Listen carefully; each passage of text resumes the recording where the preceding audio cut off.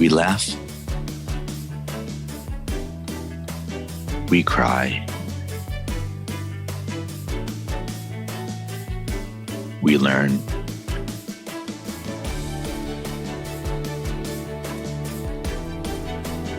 But really, what doesn't kill you makes you better at managing clients and everyone. I'm Morgan Friedman, and this is Client Horror Stories. Hey everyone, welcome to the latest episode of Client Horror Stories. I'm excited to have my new friend Matthieu here. Matthieu, welcome to the episode. Yeah, Morgan, thank you for having me. I'm excited to talk a lot of cool stories today. We already started, right? It's getting very fast. No, to the everyone watching, we actually started talking, and then Matthieu was like, "Wait, you should press record." I'm like, "Good idea." So we use in Latin they had a concept of starting things en medias res, which meant in the middle of things. So we're starting in the middle of things. Classic narrative technique. But Matthieu, you're about to show me your special beer you're drinking. What is this beer? Yeah, so it's I think it's probably could be the most famous beer in the world. It's called Westvleteren. Westvleteren. Yeah, this beer is very special because it's very rare. You cannot buy it anywhere online or internationally. If you want to buy this beer, you actually have to go to the monastery where the monks are still actively brewing it themselves. And there's only like a limited amount of beers that they produce every week. So nowadays you can actually pre-order them online, but you have to go to the monastery and wait in line, and you have to go with your car, and you can only buy one box of beers, like one, how do you call it? Like 24 beers. That's usually all you can buy. And actually a client of mine gifted it to me, so it's very rare. So I'm enjoying it a lot.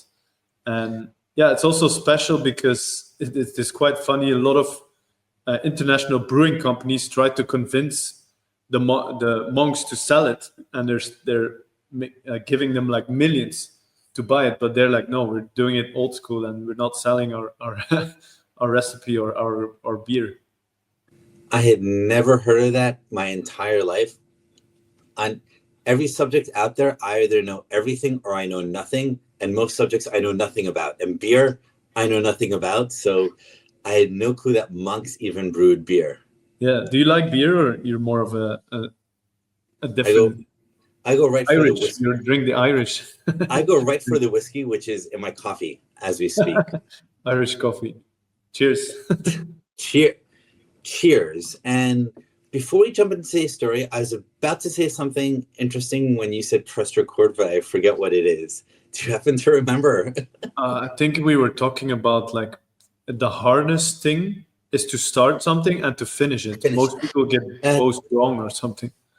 That's right. I was about to share a theory of mine that Matthieu said, "Oh, this is interesting. You should record it." So I'll share it, and then we'll jump into this story, which is I often think about lots of things in life that the hardest things are starting and finishing. And what I mean by that is on the starting, especially for immensely talented people who work amazingly, super professional, do great work. The hardest part of working with them is getting them to actually do it. is getting them to start. Where you just need to motivate. The chip needs to change, and once they start, they're amazing. But getting people, especially talented people, to do something is really hard. But then on the other side, there's the other hard part is so many people, including immensely talented people, they do it, but then it's like they tweak and change and improve. Perfectionist, but they'll never say, it's good enough to launch. Yes.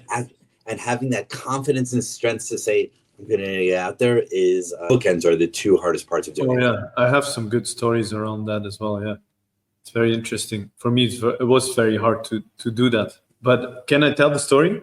Let's jump right into today's story. I have my Irish coffee in hand. Let's go. So yeah, I think, is it okay if I give your listeners my backstory so we get everything a little bit framed here? As you think is best. So I grew up on a family farm. My brother and my father are farmers. And when I was about the age of 3 years old, I got extremely fascinated about plants. like, how on earth is it possible if you have a tiny seed and you put it in the soil, it can become a beautiful plant? Like, I was mind blown by that. And then by the time I was 5 years old, I said, okay, I'm going to start gardening. I told my parents, like, I want to be a gardener. I want to grow my own food.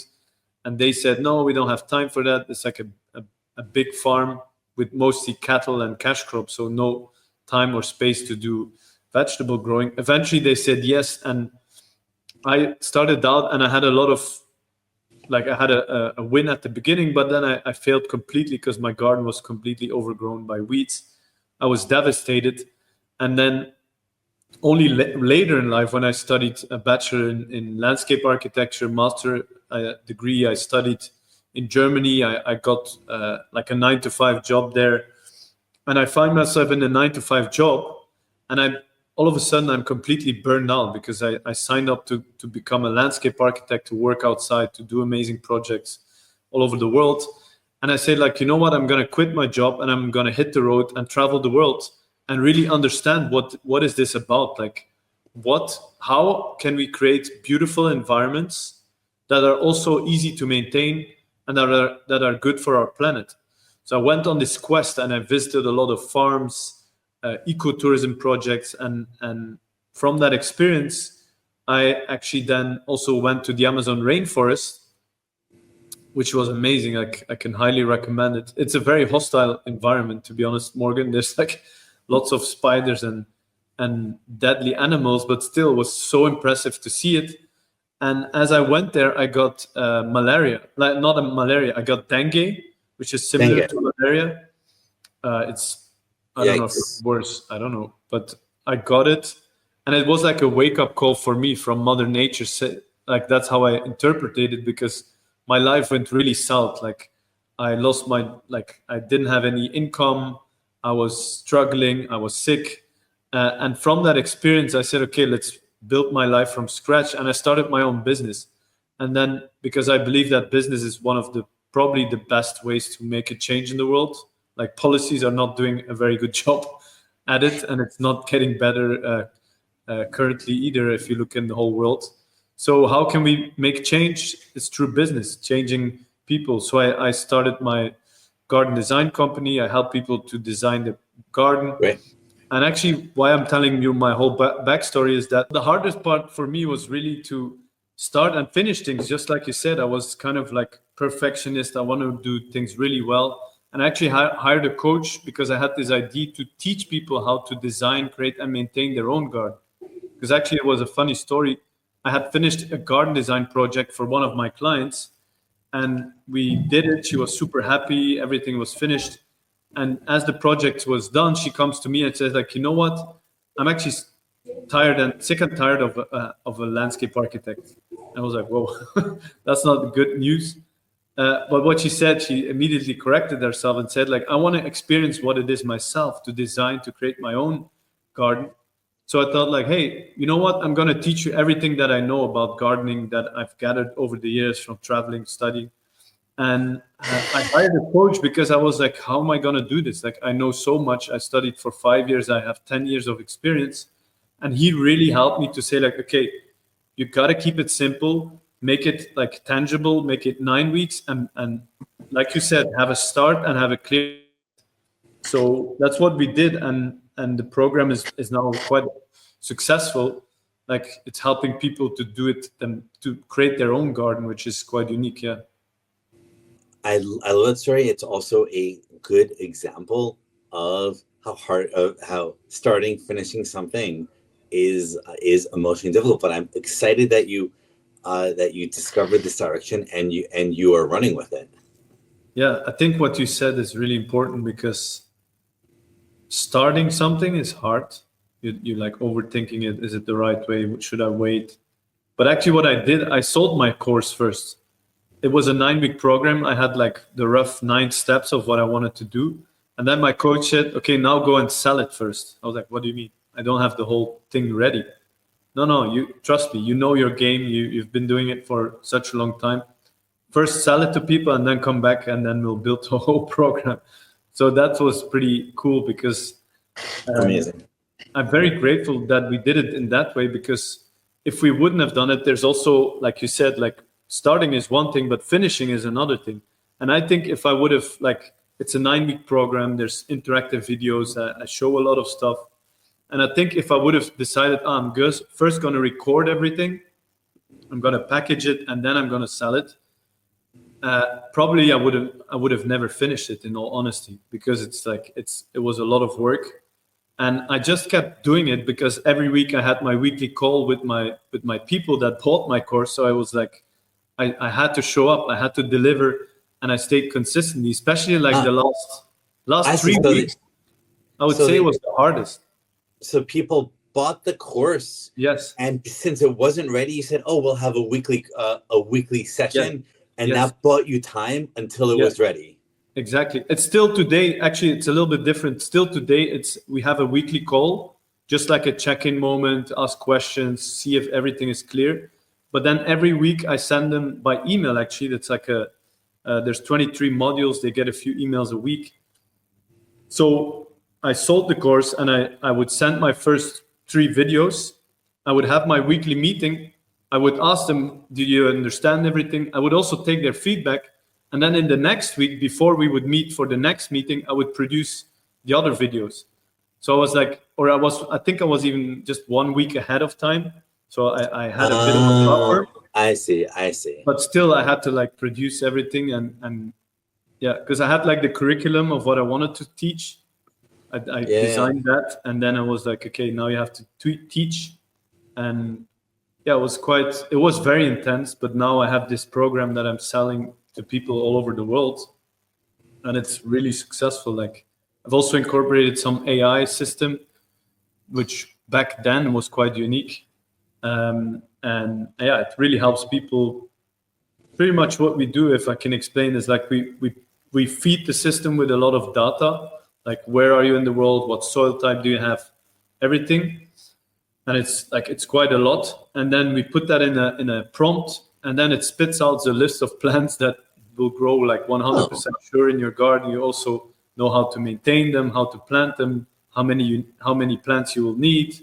It spits out the whole list. You can just send it to a contractor or to a nursery, so you can plant them yourself. So it's quite interesting.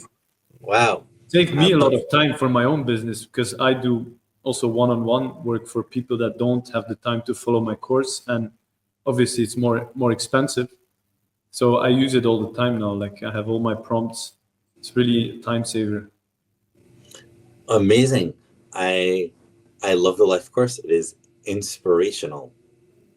So now, with all that as context, we've all built up to hear the horror story of the day. Horror stories. I like some movies begin, or some narratives begin right in the middle of the action and media stress, as we were saying a few minutes ago, but other ones have a slow build up to the excitement. So you're getting me more and more excited here. Yeah. So I think we talked it in the pre-interview, right? Because we need some good horror stories, and I think for all the entrepreneurs listening, everybody has its fair share of horror stories. But mine was, and it's quite interesting, I take full responsibility for it, even though there's we'll get into it. Is that so? In 3 years ago, I got contacted by a wealthy person in Germany.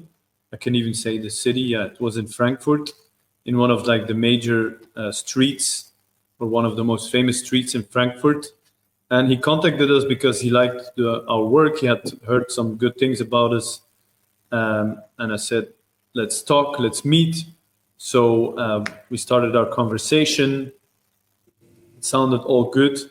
And then I made an offer, and I still remember then, and this is the mistake that I made.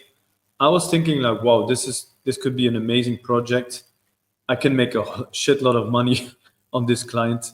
And I kind of went in with the idea of like, oh, this is a project where I'll make a lot of money, which is, I think that's probably the biggest mistake I've ever made. It's like, I should never chase money. I should chase value and create value, but never chase the money.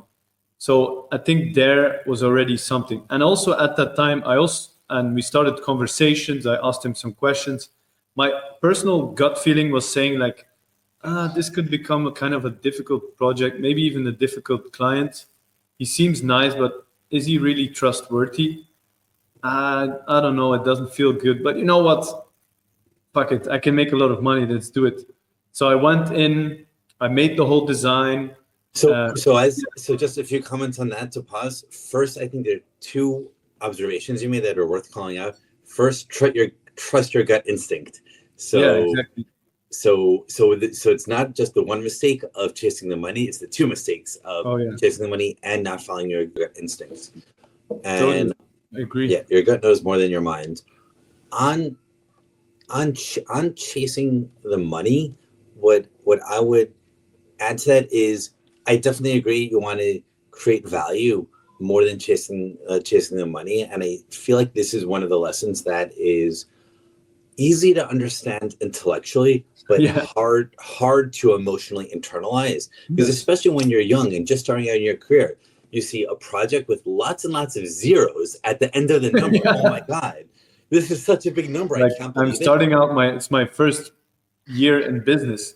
Full-time business owner, first year. Like, wow, huge opportunity. First year in business, you're like, oh my God, you know how much this can pay for a long time that it becomes hard to. So I feel like there's some mistakes that we try to on this podcast try to teach people so they don't make the same mistakes we did and they can learn.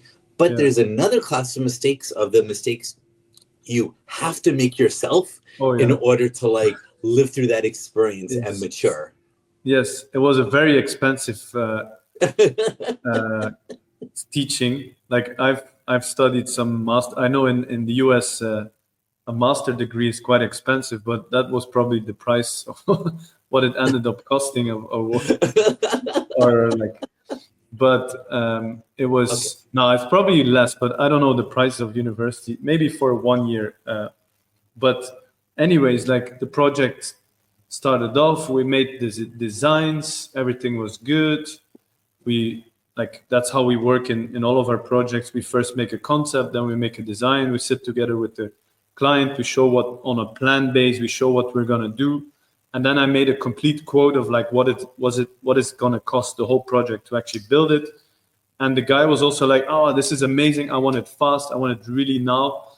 And I was like, shit, okay, if I want to work with a local contractor in Germany, they are like super busy, plus they're extremely expensive as well, which is stupid in my thinking. Like, yeah, they're expensive because they're really good and they are accustomed to the German way of doing things. But I thought like, and the client said, I want to like start in the next few months.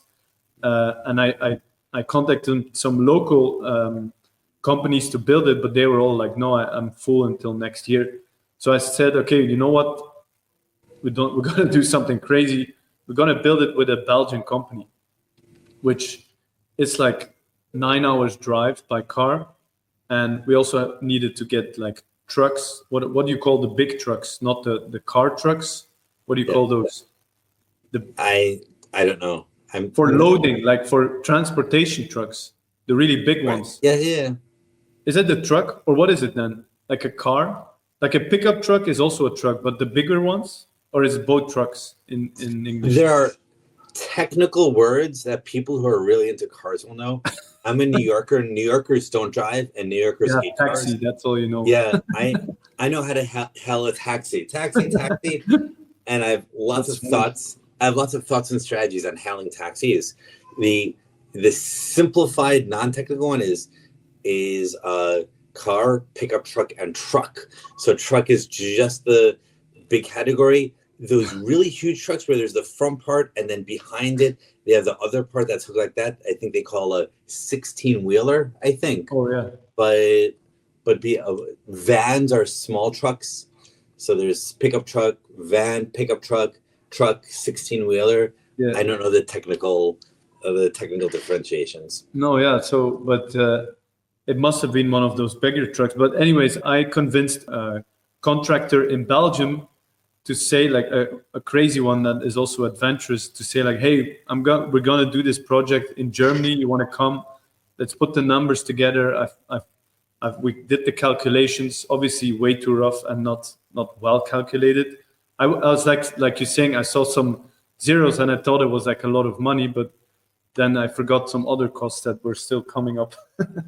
But I made the offer to the client. He's like, yes, let's go. I'm signing it. Tack. So I'm getting ready with a whole team of like 7 people from Belgium to go to Frankfurt, which is it's definitely like an 8-hour drive. By truck, it's 12 to 14 hours because they have to drive slower here. Overnight as well, they have to make stops, whatever. So the whole team is there. We're arriving at the construction site to start building. And I had contacted the client and the architect saying like, hey, when we start building, we need to, it's a backyard garden in the middle of a city. It's not that big. And I told them like, when we start, we need to have like, no other contractors should be there. We should be starting to work immediately because our whole team is there. We have hotels booked, like costs are everywhere. And we arrive on the construction site on the Monday morning and we want to start the job. And there's like another contractor still digging up some pipes and putting in some piping from the construction of the house. And we're like, what are you doing here? Oh yeah, we're just finishing up some stuff. And then there's like a big, like when they do a renovation of a facade, they will put some like stages in front of it. Yes. So that was also still there, which makes it impossible for us to start doing the work in the garden. So we're already like, what? Okay, we have to put the project on hold, but our whole team is there. So already, and the client is like, yeah, but I didn't tell you that.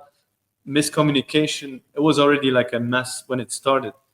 And then, okay, eventually we get to start the project, but then pretty much everything by the way, pause. I'm going to take a swig of coffee, and then we can analyze that for a bit before we. Yeah, sure. I'm going to join you.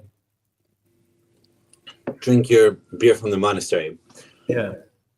When I was starting out my career, it always freaked me out that like contracts would be like 30 pages with all these legalistic terms for like every weird situation. And I was like, come on, why are we hiring a lawyer for so much money? Come on, I'll do this much money, dates, like core requirements, that's it. But something you learn over the course of your career is that the reason why they put in all these things is exactly that if the material, if the location is not ready on the day to be started, then there is an additional cost of X dollars. Like these things are all dealt with in advance, precisely because these things are so common. Another observation I would make on that is it's not even the importance of having it in the contract, but having it in the contract forces you that's a good point too. It's a security, but also it forces you to talk through the issues with the client beforehand. So if I would have had a solid contract and I explained it even to him, look, we're going to come from Belgium. We have this whole team. If we can't work on the time we have to start, there's an extra charge of $2,000 per hour because we're like with the whole team, and we're gonna have to extend our stays and hotels and all that stuff. So that's the reality. And then you would have said, okay, makes sense, no problem. You would have done an extra effort to call the architect and the whole. Well, it's not the clients, but the architects would have to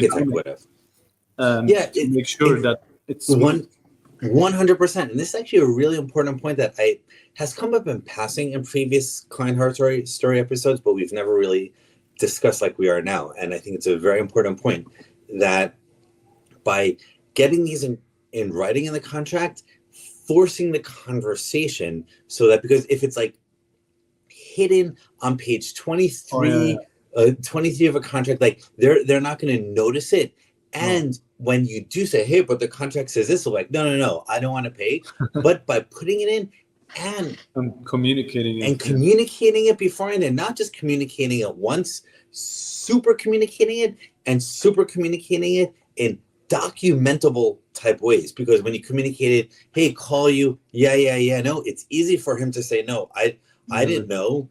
And I wasn't notified of this, and I didn't, and no one reads page 23 of the contract. But if you put it in email after email, and you put it in, and not just email after email, if 2 days before you come, final confirmation, we're arriving in 2 days, reminder, it has to be ready in these conditions by Monday morning. If not, there's this sort of fee. Then that would have been very powerful. Just there's a concept of marketing that's really underrated, which is basically for anyone to truly internalize a marketing message, they have to hear the marketing message at least 8 times. This is the reason why in like mass market consumer marketing, Coca-Cola pays so much money, Coca-Cola. So you just see it again and again and again. You've seen it so many times that by the time someone says, "Hey, I heard about this brand, Coca-Cola," you're already primed.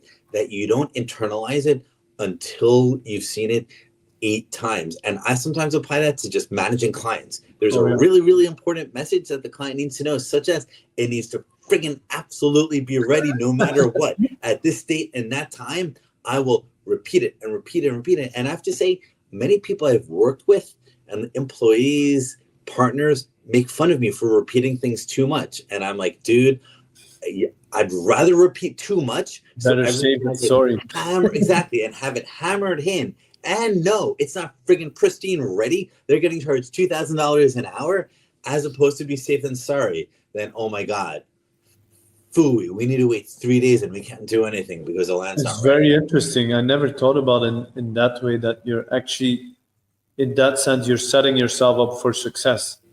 Because if you don't do it like I did, then you increase the chances of failure. But on top of that, you're giving room for errors, which is kind of the same, but you're making it so solid that there can't be any failures.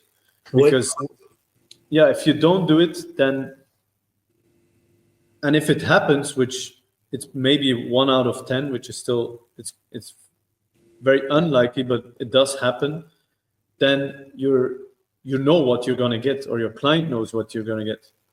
1,000%. I have a saying that I often tell my teams, employees, partners, which is people tend to have bad memories. And isn't it pretty funny how people's bad memories tend to misremember things in a way that always favors themselves? That's pretty funny. Oh my God.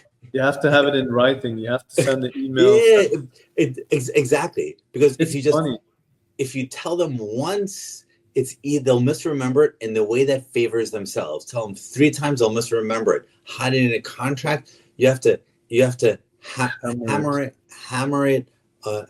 over the head. And note, as the negotiations go on, the planning goes on, as the dates gets closer, you have to use your sense of smell and your senses to be like, which of all the different points do I need to hammer in? Because there isn't time in the day to remind them, emphasize. But if you're like, you're getting the signs that it might not be ready, then those might be the things to hammer on. What might also be useful is if you make a list of your most common risk factors, and of like, when do the problems most happen? Oh my God, 1 out of every 3 clients is not ready at the start date. You're like, that happens so much. Then you can put it into your process to know, okay, make sure you confirm that the start date is ready and all the conditions for the starting are there, 3 days, 7 days, 14 days, etc. days before your start date. Yeah, true. That makes a lot of sense. Yep. But then, so the story continues. Oh yeah, let's go. Sorry, we got off onto this tangent. No, it's good. It's good to dissect it, because I'm learning from the experience that I had actually erased from my memory. This is one of the points of the client hour stories the point is to dissect and learn, not just for the viewers but for yourself. Yeah, that's great. So then we started off. We had already like a day or day and a half delay, which was already like, it was bad for us. It created a bad vibe. The client was also unhappy. There was already like a bad dynamic from the start. And then a bunch of other things happened that weren't planned. Like some other pipes appeared. So it became like a horror project, which had a huge delay. I'm like, my contractor that I'm working with, he's like starting to get angry because he can't finish on time, and he's like worried, like, are they gonna pay, or are they gonna pay us extra? And I'm like in between negotiating with the client. I look, it's gonna probably cost more because of this, but I never like put it in writing. I was just talking about it with him. Like, again, another failure, major failure, just because I'm like this guy. I grew up on a farm, right? So when we have a problem on a farm, you deal with it immediately and you just get it done. And that's how I grew up, and that's how I kind of tackled this project. I was like, shit, this is going bad. Let's just keep going and do it as good as we can, and we'll fix everything along the way. And it kind of worked, but obviously a lot of additional costs came with it. And then I never really communicated it, which is like, I think we talked about it in our first meeting that we met. It's like, okay, when you can't get the deadline or you can't do what you promised you do, communicate it and tell it. And because then at least you've said it and you could negotiate even new terms, or at least you're honest, you're open, which I didn't do. I was just like, no, let's just keep going. Let's get it done. I have a few observations on that to take us another minor tangent. First, I think it's funny how you grew up on a farm, so you're naive about these things. I grew up surrounded by New York Jews, so therefore I grew up the exact opposite and expected everyone to be taken advantage of and unfairness to happen. And because I'm Jewish, I can say that. And if a non-Jew said it, it would be anti-Semitic, but Jews can insult themselves. So you're in group members are allowed to make fun of members of their own group. Okay, that's funny. You can make fun of Belgians, and I can. More seriously, you make an important point that that when problems start happening, that if you like missing deadlines, just communicating it puts it all out there in the open, so everyone can deal with it and plan around it. So I mentioned that to you in a preparatory call, and I'm happy you repeated it now. Now what I'm going to do is I'll take that observation to another level, which is the following. Here's part of one of my views of professional behavior and how and something I always teach my teams, which is the following. If you give a client two things, they'll be the happiest client in the world. The two things that all clients want is good results and good communication. That's it. You give them both, they'll think you're the best person since sliced bread and recommend you up to the moon. If you give your client only one of those two, they will be satisfied enough and happy enough, and they will never complain. So if you have bad communication, don't tell them don't do the issues, but the results are good, the price is good, it's like or the results are great, amazing, price is great, amazing. Even if the communication was terrible, then it went well, it ended well, there's no problem. On the other hand, if you have bad results, whatever, problems, delays, this broke, couldn't do it, disasters, but you super communicate at every little part, so they see how hard you're working to try to solve it. They're giving their input, they're trying to solve it, they're on top of the problems themselves, everyone's in it together and is following to try to solve it. Then they're not going to be angry at you because they'll see how you're trying to solve it, and also they'll be guiding you, helping you, doing what they can to try to solve it with you. So so good communication is the hedge if your results are bad. However, if you give them neither of those two, then you're screwed. Exactly. Then you're in a lawsuit. That's exactly. If you have bad results and bad communication about it, that's when the client is really unhappy. So which is why I always strive for the standard of great results and great communication. But at the minimum, you need to have at least one of those. Oh yeah, I agree. That's really smart. So yeah, then the project continued somehow. I don't even know how. We still managed to finish it, and actually the end result was really beautiful. The client was happy. We did everything. It was with delay, and there were some extra costs. We got to sit around the table, and it was fine. But all of a sudden, I think actually was still, the project wasn't 100% completed, but still the client saw most of the end result. So he was happy. But then all of a sudden I get a phone call or an email. The basement is full of water, and this is like a building renovation. And this is the most expensive street in Frankfurt, where it's a beautiful old building that they completely renovated inside and outside, the facade. And in the basement, he has like his gym and wooden floor and finishing and everything beautiful. Ooh.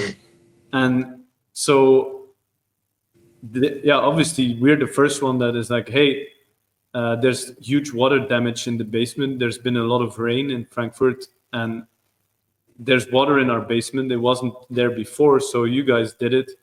We're going to have to sue you for it, and I don't know how you're going to pay for it, but it's like several, I don't know what the claims were, but it was in the 50 to 100,000 range of like, you guys are going to have to pay for that. And I was like, shit, what do you mean? That was like some of the most stressful moments of my life, I think.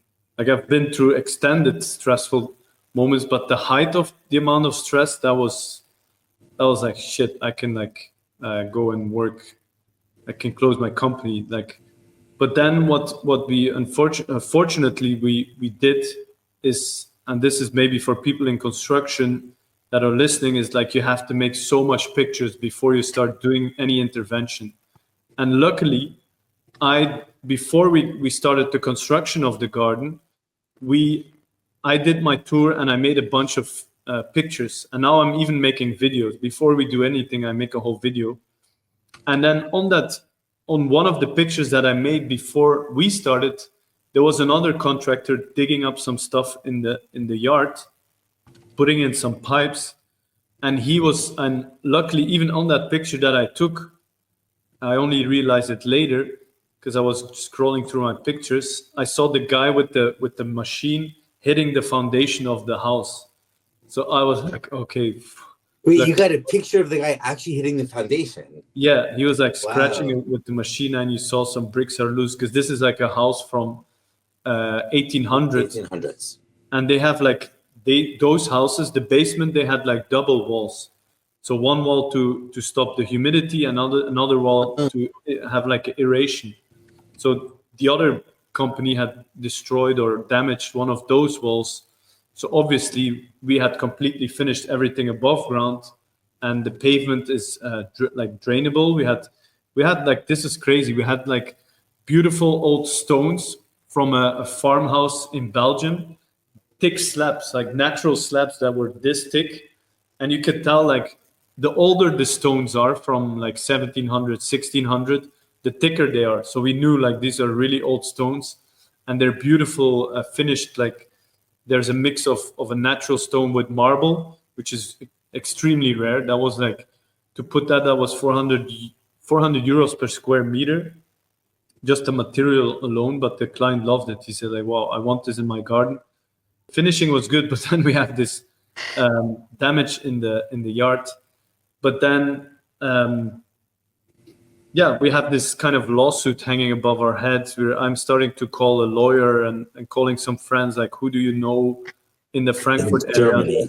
And I'm not from Germany, even though luckily I lived in Germany and I speak fluent German.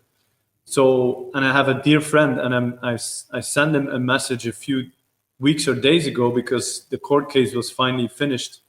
And I'll keep the good news for the end, but he helped me find one of the best lawyers in Frankfurt for construction dispute. Oh, great. So, and that guy was even in the board of lawyers. I don't know how the system works. So he was like a really good guy. So blessed. I could build a statue for him. Maybe I should do his garden one day.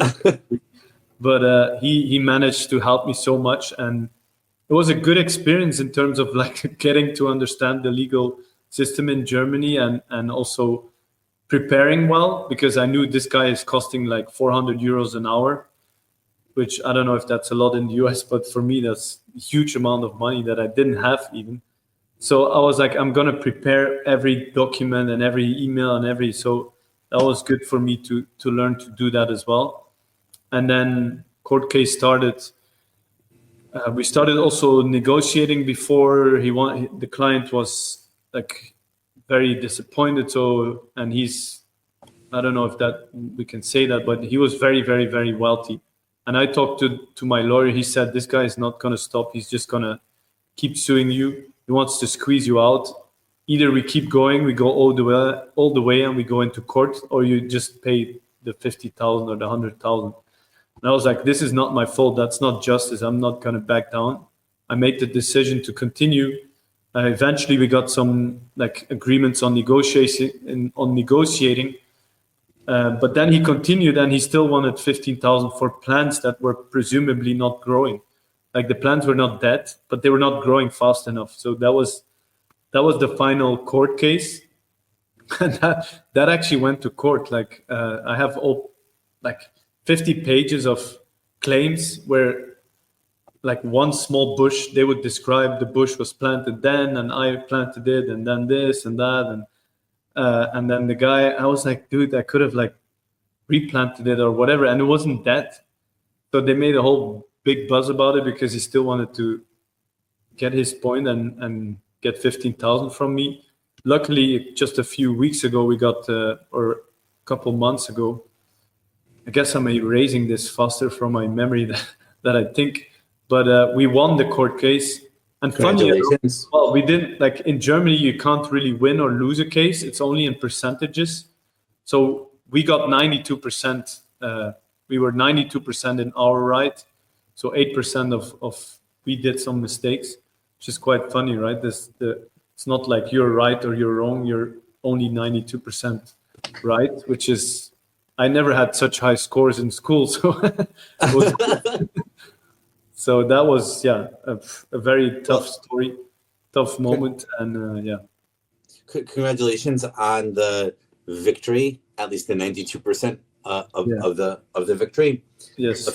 Legal fees were there, but happy to pay them. I didn't have an insurance. That's another thing. Get a legal insurance if you have a company. So I have a couple of assorted thoughts. I just want to write them down. Sure. There you go. So I have a few different thoughts. I just wrote them down so I didn't forget them. First comment I want to make is my cynical side will say, dude, this guy suing you for someone so rich, 50,000 euros is nothing. Yeah. And him suing you for like this makes me wonder, how did he get so rich? In That's other words, people told me. Yeah, in other words, like I talked to other contractors that had worked for him. He did it with most of them. He would get the whole work done, and then he would not pay the invoice and say, "Oh, something is wrong," and then he would do that so you don't have to pay the final invoice, which is like, a lot of good craftsmen people, because it's a beautiful building. It's a really old, beautiful building. It's like it's a 4-story high-rise, but back from 1800s, which is like quite rare. That was So I think there's an important lesson here of gut feeling, of gut feeling, but even gut feeling aside, unfortunately, bad news about the civilization that we live in is that there are exceptions. Everyone is different. There are good and bad people of all types, but unfortunately, the easiest way to become very rich is to do some things that are not nice to other people. So when you work for people who are very rich, more often than not, or very often again, not always, not every time, there are people at every income level that are nice or not nice. But at some point I was thinking, like, are rich people per se more malevolent or whatever? No, I think it's like you said, it's in all parts of society. It is like that, but it hits harder with richer people, I guess, or it hits me harder in this case with if you hit the wrong guy in business. I would think about it like this. I have some older relatives of mine who, when I won't use any names or mention family or what the family relationship is, who, when I was a kid, I thought, wow, this person is the most honest person and would never cheat on their spouse. And they never did. Zero cheating involved. And only as an adult did I realize, wow, the actual reason why this person never cheated on his or her spouse isn't because he's the nicest person, but he was never good enough at picking up women or men, like that not charismatic, that this person was too scared. Maybe the person who is honest to their spouse is honest because they're a good person, or maybe they're honest to their spouse because they are too scared to make the dishonest decisions. So what applied here to working for rich people, it's not that rich people are more or less dishonest than not rich people. It's that they have more money. and because, by definition, and because they have more money, they'll be able to do these sketchy sort of things that someone who in his heart is also dishonest, but just doesn't have the money to play this, so we can't. That the person that can't afford a contractor to renovate his house isn't going to play those games because they can't afford to. No, so they might play poker. I don't know. And cheat poker. It might be a poker. So this is a caution about working with people with money, and you need to think about. I think actually I want to build on that because astonishingly, a couple months later, I think 9 to 12 months later, another very wealthy person from another city in Germany, in Hamburg, contacted me as well, and that was a completely different vibe from the beginning. Like I jumped on a call with this man, his name's Johan, and it was like he was immediately interested in my work. He was even interested in my personal story, and my gut feeling was like, wow, this man is amazing. He's an accomplished entrepreneur. He's very inspirational. And he wants fast results. So I also actually gave them a really high offer because I knew he wanted fast results and beautiful things, and he had high standards. So I also, it was I made a big quote. So in that sense, I didn't chase the money as much, but I knew like, okay, if I'm going to nail this project and this guy has high expectations, he wants things to move fast. So it's going to ask a lot of me in like a short amount of time. So I'm going to ask like a premium price. And he agreed on it and we went for it. And I was like, boom, boom, boom, boom, boom. Contractor there, buff. And then in a few months, the project was done. He was extremely happy. And this man, he paid his invoices. I would send him. They would be high invoices, right? They would be paid the same day or at least by the next day. And there wasn't any obligation. He would just like send it to his administrative team. They would pay it. He would agree for it. So that was interesting. Now I realize like kind of two objectively or from a outside, you would say these are two similar wealthy entrepreneurs, but then my gut feeling was completely different and the results were completely different. So it's very, very interesting. Until today, that's one of my favorite clients.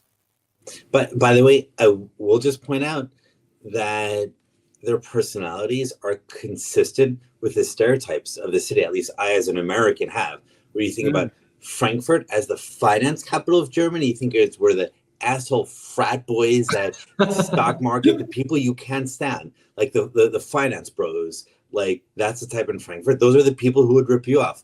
While Hamburg, at least to me, has the stereotype or reputation as like the elegant, old, rich, aristocratic type city. So I would think about rich guy from Hamburg as being okay, the more respectful, noblesse oblige as type, as they say. But of course, everyone is different. Yeah, true. There's something there. Yeah, but I guess in every city, there's. Oh, sorry. Every city has good and bad people. Has good and bad. 100%. Everyone is unique. Yeah. I had two other comments I wanted to make about the last part of your story, which is you made a point that actually has never come up on a client horror story episode before. I have a goal in every episode that at least one new point comes up, and I think we got I think you hit on a new point for this one, which is you're taking photos of the site before it started, now videos, and you made the passing comment a few minutes ago that all construction worker or people in construction should.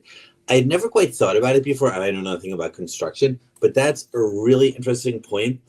In my last company doing e-commerce development, digital marketing, and so on, lots of web pages to get people excited about things, was something I always did that I never knew another firm that did. It was just something an idea I once had that I found it useful was before we started work on a client site, we would always take screenshots of their site as it is now before we started, so we could compare the result. And oh my god, and that's so brilliant. so many times it came out to be really, really useful, because they'll be like, no, you didn't improve it that much. We didn't improve it that, and like, no, it used to be much better. And they're like, no, it's just a little change. You just tweak this, you just tweak this. I'm like, oh, actually, we have. Let's go look at the screenshots. Oh yeah, because otherwise they would have been lost. If you, I don't know much about web design, but it's hard to retrieve them if you change them, I guess. No, it has nothing to do with the retrieval. It's the exact same point. I'm making a digital web version of your same point about the construction photos, where he was saying, no, this damage happened, it got worse. He was saying the building got worse because of you, but you were able to show the photos and say, no, it didn't. If I hadn't taken that, and it's quite funny, I want to interrupt, I didn't tell you this picture that I took, like I'm with my camera going in the courtyard going tack, tack, tack, tack, tack, tack, tack, and I must have like skipped a piece. And I see on the picture, like if I would have put my hand like a millimeter more to the left and then the next picture more to the right, I could have missed that angle. It was just on one picture. So that saved me a lot of money. That is good to know. So like the same happens, I found when you develop a website, where people will be like, no, the site doesn't look that much better. You didn't really improve it. I spent all this money and it basically looks the same. Guess what? It's really useful to have visual evidence of how much it's even better, like I'm doing videos now. Maybe you should do screen recordings instead of print screen, and go through the whole website. Because I saw my company a few years ago. I haven't done this in a few years, but I think now everything's moving to video. So I think the modern way to do it would be like the Loom video recording. Exactly. That is a good updated version. I just thought about it. Yeah, I like that. So the generalized version of this point beyond e-commerce and beyond construction is there's this underrated piece of professional advice that I never quite thought about explicitly until this conversation, that there's a power in documenting the before and after, because with difficult clients, they're going to have questions about the delta, about the change, and they don't really care about the work that happened in the middle. They'll just care before you started and afterwards. And it makes good pictures for social media and websites. You're thinking like a marketer, and you can also use those for social media. 100%. The third point I wanted to make on the last part of it, which is there's a saying that every once in a while a friend of mine or different friends that are lawyers in the US say, which is there's something like a saying or a quiet hush saying among lawyers in the US, which is people fighting lawsuits for the moral principle for what's right is what makes lawyers rich. and what it means is people who are not nice, such as this original client of yours, will use the law to try to get money that they don't deserve from you. They're being unfair to you, and then people fighting on principle, no freedom of speech. This is the right thing. Guess what? Lawyers bill 400 euros an hour, and it just adds up and adds up and adds up. And I think there's this interest. So I'm very happy you had a 92% win. And also, I think going into these sorts of lawsuits, I think part of the calculation, you have to take into account, okay, the lawyers are going to win either way, and you have to take their massive fees into the matrix of the cost benefit analysis. Yes. Analysis for you.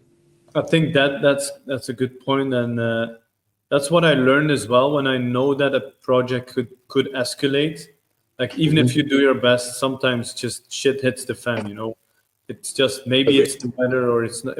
Like I actually just had it with another client where he wanted us to do the complete follow-up of the project. We did parts of it, but then I had to travel a lot abroad, so I couldn't do like 100% follow-up. And I trusted the contractor to do a good job. But then the client started to change the plans on the construction without really informing us, and then it became like a mess in that sense, because like we do a plan, we tell the contractor this is how we should do it. We come to the site to just check if everything is going well. That's a smooth project, right? But if the client starts to mess with the plans that we made, and it's in their right, you know, it's their home, but then it's going to cost extra, and they have to inform us, which didn't happen.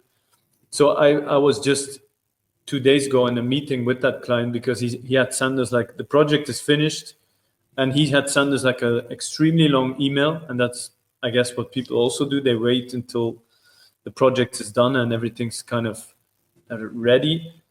And then he sent me a really long email that he was dissatisfied about this. We've been working with this person for 5 years, helping him build his dream garden, because in Belgium, it's very tough with legal, like just getting permits. And there was a bunch of stuff that was really taking a lot of time. So we helped him a lot, but then he became like kind of resentful. And I was like, shit, this smells like, if I don't act on it fast and meet him pretty much immediately, this can escalate into another lawsuit. So I actually read a book called Never Split the Difference. Have you heard of this? By Chris Voss. Yeah, it's a classic. Amazing book. Highly recommended for anybody who's in business and has to negotiate. Hopefully not about too much bad stuff, but because he's like a hostage negotiator, but still it's good. And I applied some of the techniques where I met with him pretty much immediately. I said, I'm going to come to your home. Let's sit around the table and let's go through every point. And I just let him talk for pretty much an hour about all the things that were bad. And some of it were our mistakes, but it was also somewhere like he made the project very difficult. But I didn't interfere with him. I just let him say everything. And I acknowledged him. And I said, like, I understand that. If I was in your position, that would be really tough. And I just let him talk until he was finished. And then when he was done with that, I turned the tables and I said, okay, I really understand what you mean. And I appreciate that you're being so open about it.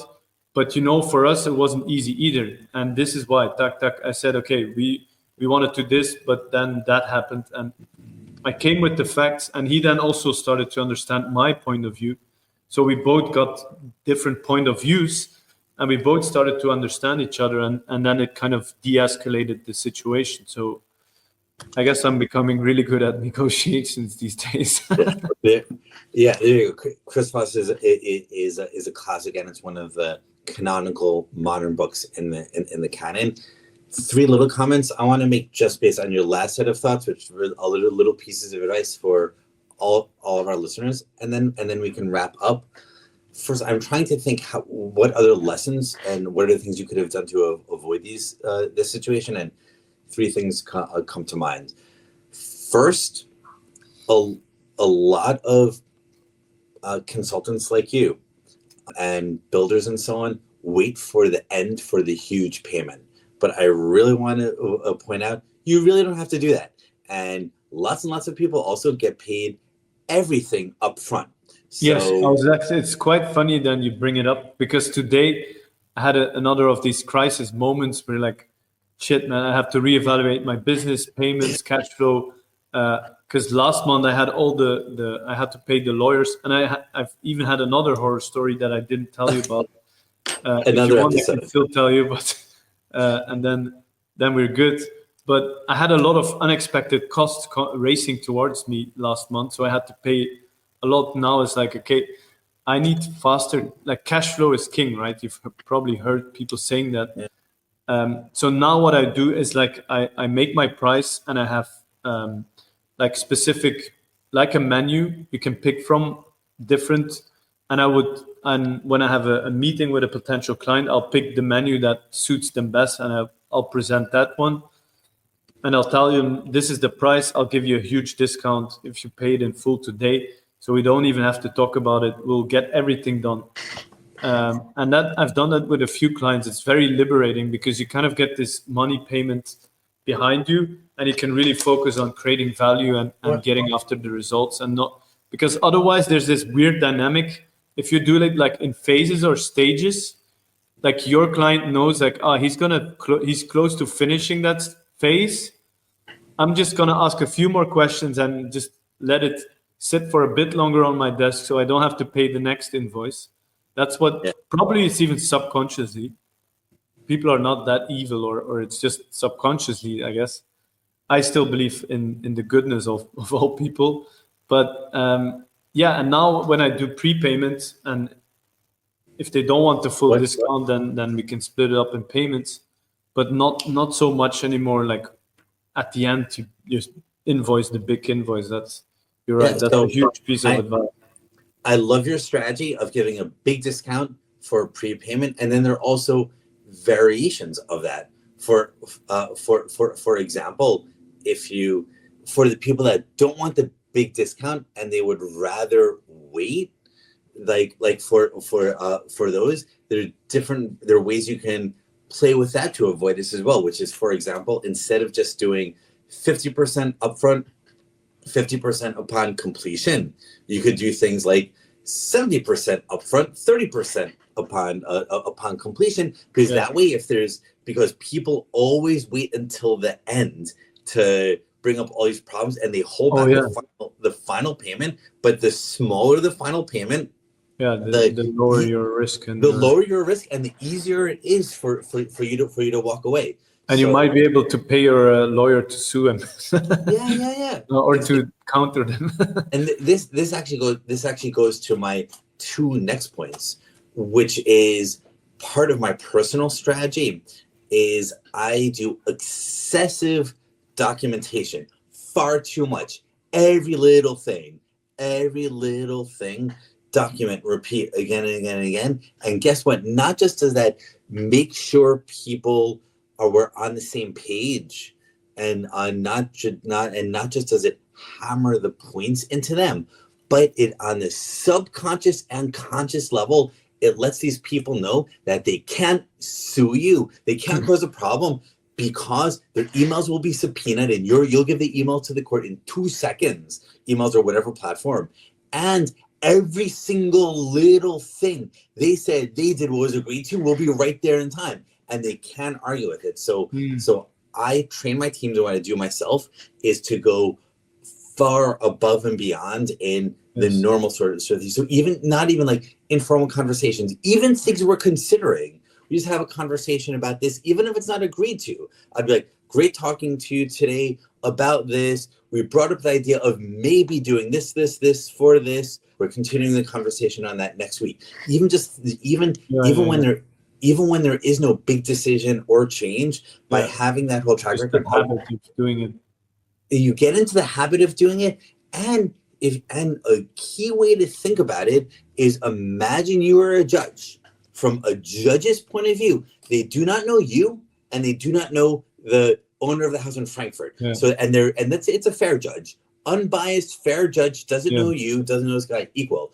What is the only thing that the judge is going to know? He's going to look at what is the written record there, and when he gets the written record from you and the written record from the other side, if everything was verbal, guess what? He'll just know you said this, he said this, and he can't know who was right because you remember in your own favor, and he won't know. But when you get the written record from the time, if your written record is we discussed this, we discussed this, we discussed this, we discussed this, we discussed this, then in 2 seconds he realizes obviously this guy is taking advantage of you. So and because the other side knows, like the risk contractor knows this is how it works, him seeing the document every little thing, he knows he can't pull this shit on you because he knows if it goes to court, he'll lose. He probably won't even dare to go to court. He won't even dare he'll send it to his lawyer. Like, look, these are the emails. His lawyer will be like, you have nothing. Yeah, exactly. Which is why I err on the side of excessive documentation. And then my third and final point, and then we'll wrap up. I need to go in 2 minutes actually, is very similar to the excessive documentation. I also err on the side of formality and formal documentation because that, for the same reason, it makes it even more powerful. I was thinking about this when you made the point that when it was all over, he gave you all his feedback with all his requests for changes, like right before the last invoice. The way to avoid that is here's how you do not avoid that. During it's going, if you just go up to him during the project, you're like, hey, do you have any tips? And he's like, no, it's fine. And you're a few days later, hey, don't you want differently? No, it's fine. Guess what?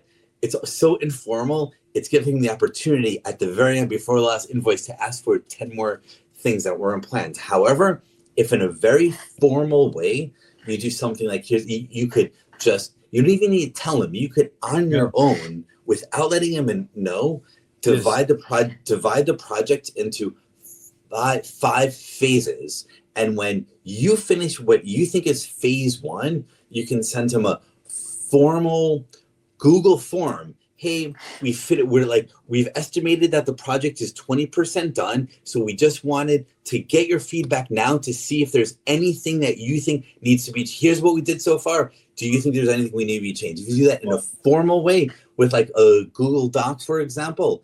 Yes. Or even a simple jot form. You like, do you agree on like? Exactly. I love this. This is smart. I'm gonna start implementing that. Or a simple jot form. Guess what? This does 2 different things. It gives him the opportunity to change the direction to improve beforehand. But not just that. If he does want to cause problems with you at the end, it makes the case even more crystal clear to the courts, the outside observers, the media, everyone that you gave him real serious opportunities again and again and again. As it progressed, so it becomes crystal clear that if each time he rejected he didn't do the form, he rejected the opportunities to give you guidance, and then at the very end, right before paying the last invoice, make these huge changes. Come on, like it's crystal clear that he's the a-hole. And then he could only claim it on the last phase because he would have agreed to all the other phases. And he could only claim it on the last phase. Exactly. And very smart. Oh. I'm happy to have helped you improve your process here. I learned a lot.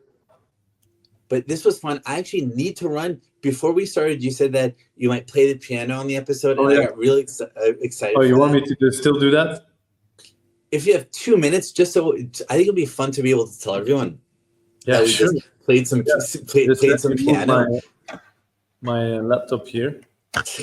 Let's do it for 2 minutes. We can end the podcast with. I don't know if I can keep it under 2 minutes, but if you need to run, just run. No. I only play like one song. Pretty funny story. Like I couldn't play the piano until probably like I started out 2 years ago, and then my sister was engaged, and she told I want to have this song on her wedding, like as we walk the aisle. And I said I had already started out, and I told her it was 6 months before the wedding. I said, you know what, I'm gonna play this song at your wedding. And I was like, I could hardly play any song. I was like playing baby songs, and and I was 2 months before the wedding, and all of a sudden I was nowhere. And then I found like this mysterious piano teacher somewhere that appeared, or I found them through my network, and she helped me play this song in 2 months. So pretty amazing. Let's do it. I guess. Can you hear me when I play? I'll just try. There's no. Can you hear that? Perfect. There we go.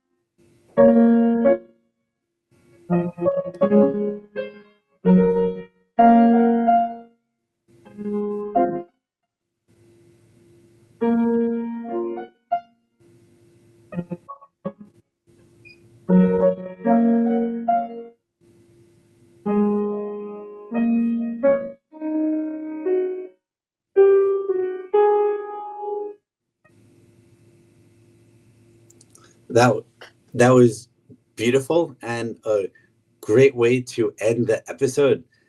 Thank you for the song, and it was wonderful, and it was a fun talk. And everyone who's made it to the end, I hope you enjoyed watching as much as we enjoyed discussing this horror story. Until next time, thank you, Matthieu. Thank you, Morgan. And I think all good, all tough stories end well, right?